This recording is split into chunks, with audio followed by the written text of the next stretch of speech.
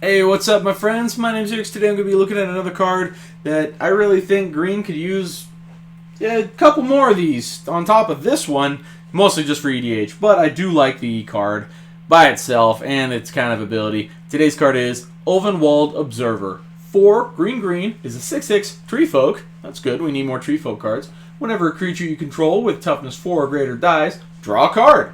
This card is really nice, and it first made me think of back in Cons of Tarkir where we had Sultai Flare. A little bit different. Sultai Flare costs 4 mana. It's a 3/4. Whenever a creature with toughness 4 or greater dies, you gain 4 life.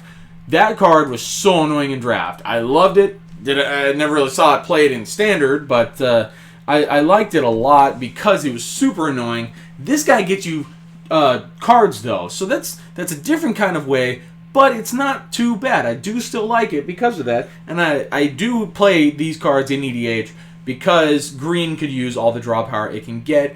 And it doesn't have a hard time with creatures that are toughness 4 or greater.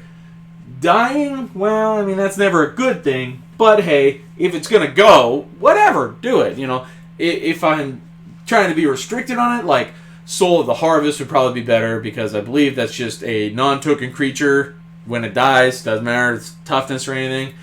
That's probably a better choice for EDH, but I mean, this is a fine card because it's 6 mana for a 6/6, which is kind of low at 6 mana, but it's fair. I like it. I think it's all right stats. So 7/7 might be a little ridiculous with draw power, but it's not too bad. And I do like its Tree Folk because Tree Folk is kind of something that you don't see a lot of anymore. Kind of gets forgotten as a tribe, and it's kind of like bleh. And it does make me think right now, actually, I hadn't thought of this earlier, are we ever going to go back to Lorwyn? Are we going to get more tree folks? That'd be kind of cool. But for the time being, getting a tree folk here, cool. It also works with Tree of Perdition being another tree. You know, I'm just rambling about the actually, I'm looking at it now. Tree of Perdition is a plant. Lame. So, I mean, as far as the name's concerned, yeah, tree, but it's not a tree folk. That's kind of lame. But anyway, the Tree Folk tribe, it needs more support. So it's good to see that it's still getting some cards. For the Ulvenwald Observer, I'm going to say in draft, let's give it a 3.5 because it is big and it can be a rather good threat in combat. You know, that's not a bad thing. And then if it dies, you get a card. So, I mean, there's at least one out of it.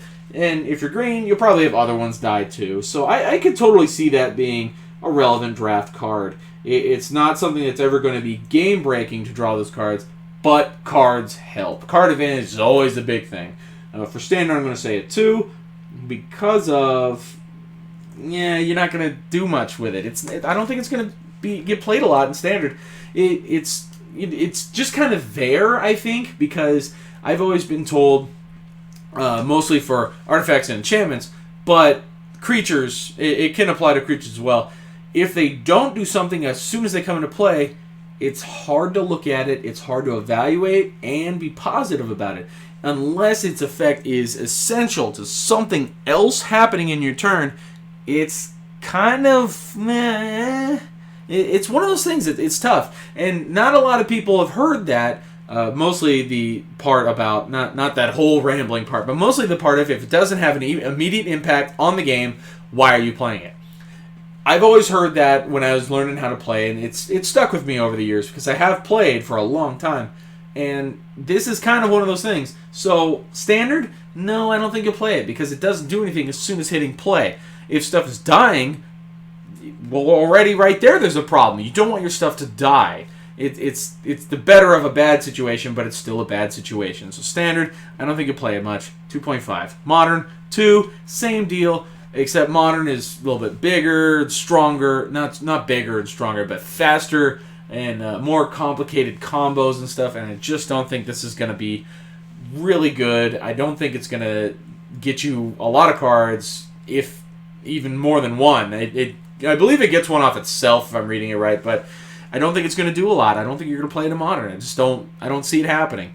EDH, though, I can be a little bit more positive about it on EDH because it's a singleton format, and that's always good because green needs the draw, and getting one of these, another one of these, goes great. I believe we're at 4 or 5 now creatures that are just like that. So that's great. It's nice to see those coming in for EDH.